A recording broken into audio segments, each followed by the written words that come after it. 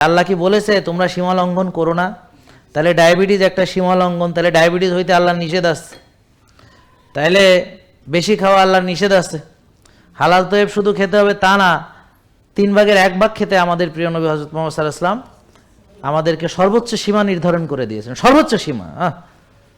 আর মানুষের 1 লোকমা 2 লোকমা খাবার, অর্থাৎ শির দ্বারা সোজা রাখার জন্য যতটুক খাবার দরকার ওটুকুই তার জন্যে বলেন যথেষ্ট।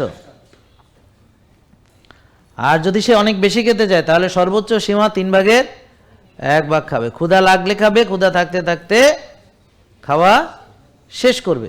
এগুলো কি আমার কথা না নবীর কথা?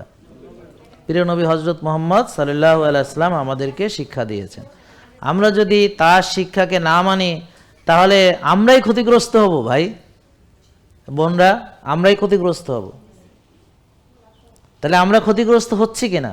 তো যখন আপনি খাবারের সীমা লঙ্ঘন করবেন, আস্তে আস্তে আপনার কোষে চর্বি জমে ওভারলোড হতে হতে হতে হতে আপনার ডায়াবেটিসের সীমাও লঙ্ঘন হইয়া যাবে, অর্থাৎ আপনার রক্তের চিনি বেড়ে ডায়াবেটিস হয়ে যাবে। জেকে লাইফস্টাইল লিমিটেড, ওষুধ মুক্ত সুস্থ জীবন।